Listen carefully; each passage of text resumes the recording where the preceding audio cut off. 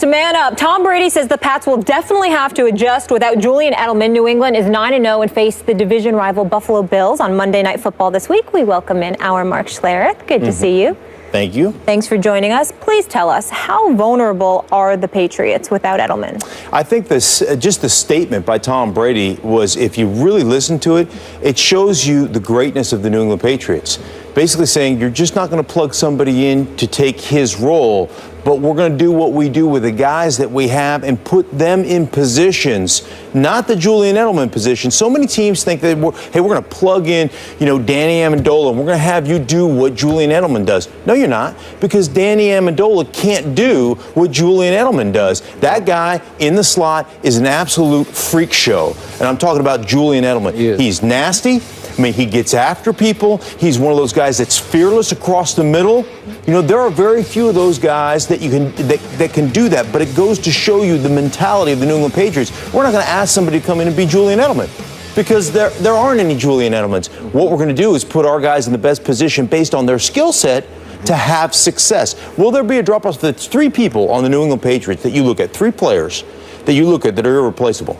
Tom Brady. I mean, you can't replace him. Gronkowski, guy's a freak show, and Julian Edelman.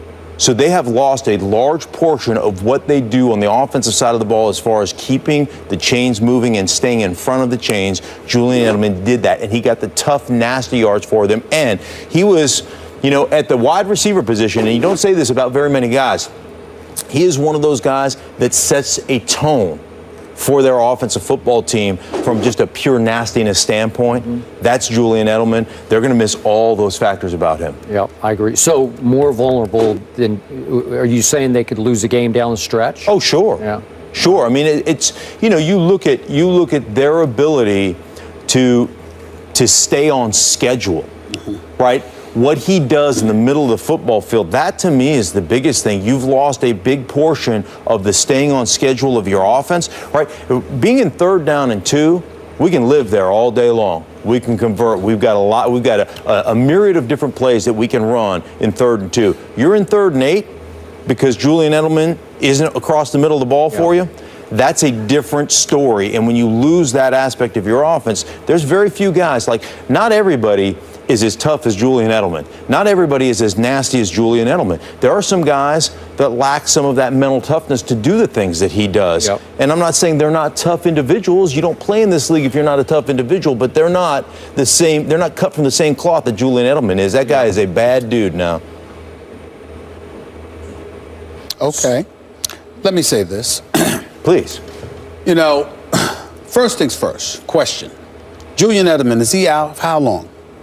Well, we don't know. I mean, he could come back for the playoffs, but he's out for a significant amount of time. The Jones fracture, and it's a bad injury, and there's a chance he won't come back at all. There's a chance. Remember, Dez rushed back, and Dez is missing practice this week with foot. So I'm assuming his foot is still aching. Okay. Minimum 6-week injury. All right, minimum 6 week injury. Yeah, but they say it's a 3-month recovery. That's what all the surgeons say. Minimum 6-week injury. I'm thinking it's Julian Edelman, who's a bad you-know-what, and you take that into account along with the fact that you've got 7 games to go, and of course there's always the bye week, that is the playoffs, because you'll have one of the top seeds in the conference. So we're talking about close to 9 weeks that Julian Edelman will have. I'm predicting he's going to be back. Having said all of that, let's analyze this. Last time I checked, you actually have to play somebody. So I have to take the competition into consideration when I think about the loss of Edelman. Certainly, he hinders you offensively if he's out of the lineup because you rely on him, those 3 guys that are invaluable. You still got 2 of them, in Gronkowski and Brady. Okay, Brandon LaFell is still up in there. Danny Amendola might be able to do some things for you. You lost Deion Lewis, but LeGarrette Blount is no slouch. And we're talking about the Patriots organization, who is the creme de la creme. They are just elite. They're very, very thorough at what they do. No question about it. And it can't be disputed. Now let's analyze who they're going up against. This week, they're going up against the Buffalo Bills. Stephen Gilmore stupidly talked about how they'll be ready for the Patriots. Just gave them bulletin board material, opened his mouth. The Buffalo Bills going to pay for that. We know that's coming.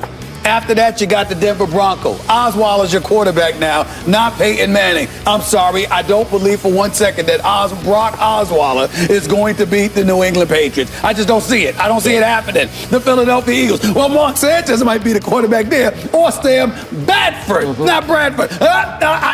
to win. And then we got the Houston Texans. Oh my goodness, I'm so touched. They got Brandon Weeden now. Did you see the news? Did you see the news, Larry? I mean, it's Brandon Weeden now. They got a quarterback now, according to Jerry Jones. So that three backups. You remember Brandon Weeden, yep. the guy that Jerry Jones said, boy, could he really throw a football? Right. And then weeks later, you cut him. Okay, you let him go. All right. So we all know about. You're saying they've cornered the market on backup quarterbacks in Houston. Exactly. Okay. Nobody has more backup quarterbacks than the Houston Texans. So we got that. So we got that. The next contest on the list is the Tennessee Titans. Do you want me to start laughing a little bit too early? I mean, just stop it. So then we get to the New York Jets. That could be very interesting because we had that. We had that on the schedule as a potential loss for the New England Patriots, particularly the New England Patriots squad without Julian Edelman. But this is an AFC East rivalry. They do like going up to New York and ruining their day. Not to mention the fact you're talking about the New England Patriots, who are an elite organization, who knows how to make adjustments. And more importantly, they'll sit around and they'll be like this, hey, you know what? This is what we have to do to win this particular game, and the defense can overcompensate. They can compensate, rather step up and compensate, because they can say, look, they're not going to be what we customarily see them being, because this is a defense that has playmakers. They can make things happen with Ninkovich and the crew. And then last but not least, you're at the Miami Dolphins, which could or could not be a very interesting situation. So what we're talking about here is the New England Patriots maybe losing a game. That's really what we're talking about here. The debate is whether or not they're going to go undefeated or not. But I think the loss of Edelman will be minimal, because I think all of those games are winnable, and he'll be back for the playoffs. Right. I think I agree with you in this. I don't think it's really going to affect their schedule that much from the standpoint of wins and losses. I still think they're going to win. I said it weeks ago. I think they're going to win out. But it's certainly. You think they're going to go undefeated? Yeah. Okay. Yeah. Okay. But it certainly hinders that process to some degree. And then, from the standpoint of what kind of chemistry, what do you have coming back when he does, and if he's healthy? So there's some question marks there. They're still, in my mind, the best team in the National Football League. From a coaching standpoint, from an execution standpoint, you just go back to the Giants game, just from a management of the clock and the situation standpoint at the end of the game, they're the New England Patriots. There's a reason why they win. There's a reason why they're better than everybody else, because they're smarter and they out-execute everybody else. That's what it comes down to. By the way, Buffalo can back up Gilmore's mouth. Trust me. Think so? That team is coming together and coming on. This will be a battle on Monday night. I will bet you it will go to the wire. Really? Tyrod put up 32 on New England's defense at Buffalo. I cannot tell you how shocked I am to hear you say that. Well, I actually really thought that once you heard Gilmore opened his mouth. I'm shocked to hear you say that. Good. I hope you're right, because I don't feel like seeing a blowout. But I don't know. So back to the question. I still believe New England will win out in the regular season, because Tom Brady is playing at the highest level I have ever seen any quarterback play at consistently. He's in some other place right now that no one's ever been in. I'm not saying he's the greatest quarterback ever. That's still Joe Montana. But no one has played at this level this long through a whole season. But this offense will definitely not be as explosive. Deion Lewis was a difference maker. Yes. They lost Shane Vereen to your New York Giants. He was a difference maker for them, even in the Super Bowl. Go look at the numbers Shane Vereen put up. This was maybe even beyond Shane Vereen, because Deion was a little quicker, a little more elusive, a little more explosive. That's a huge loss. You already talked about what a freak show Edelman is. That's a huge loss. It took Danny Amendola a long time to earn Tom Brady's trust, because he's not the typical Patriot. He's a little brittle and hasn't played with the guts some of the other that Edelman has played with. But he does have better hands than Edelman. That's the one thing I don't love about Julian. Didn't have great hands.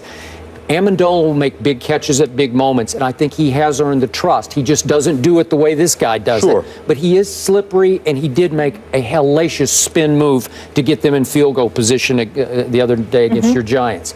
So the offense won't put up the same kind of points. It won't be as explosive. The games will get closer, but I still say if you have Brady, you're good. That he'll win these games different ways. With the tight end, Scott Chandler's going to have to play a bigger role. It's amazing watching how many 2 tight end, 3 tight end formations they came in. That's right. And, got this on Twitter, the Patriots fans, their offensive line, it's Yahtzee.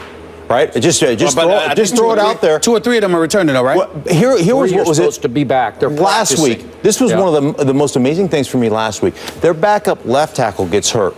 They move their backup right tackle to left tackle. 2 weeks ago, yeah. Right, 2 weeks ago. Yeah. They move a tight end into play right tackle for a while. Then they move him out, and they take Stork, who started the Super Bowl at the center position, went to right tackle. Now, this is why I say they're smarter than everybody else, right? Because they put their guys in positions to win. They run the ball away from Stork the first time, and then you know what they do?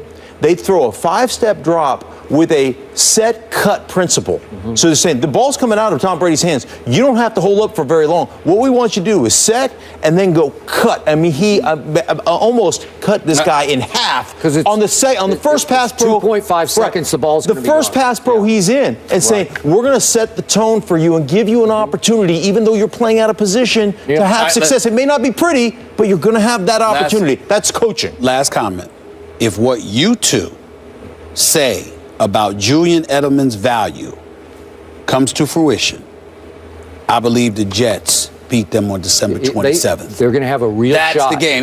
I would have said the 29th, but Peyton went down. But I ain't picking Osweiler to beat the if Edelman is what you say he is, and I know you know, I'm telling you right now, I think the Jets have a chance to knock the Jets. The Patriots come in there 14-0. And the Jets knock them off. If they don't throw a bunch of smoke screens on 3rd down and 4 and 4th down and 2 with man coverage, that's true. Right? If they don't do that with the gimpy wide receiver who's got a bad ankle, that's right. When you got a guy whose forehead's made of rebar and concrete and Chris Ivory in the backfield, then maybe you got a chance. That's right. But you can't, you can't continue to make the same stupid mistakes that you made in the game against Buffalo on Thursday night. Fair enough. Let's take it to the streets. Here's what the people had to say. We asked you earlier in the show which undefeated team is more likely to lose their first game this week. The results are in, and I swear we did not fix this. Listen to this. The Panthers, 38.2%, and the Patriots, 38.2%. That's unbelievable. Okay, I was more excited than you guys. Whatever. Mark, thank you so much for being with us. I appreciate you. I'm just celebrating like myself, Johnny Manziel style. Moving on, the NFC West leading Cardinals are flying high in the desert, but do they have the potential to be super? We'll handicap Arizona's chance of playing in February. That's coming up. It's ours to win. We'll keep throwing punches till the walls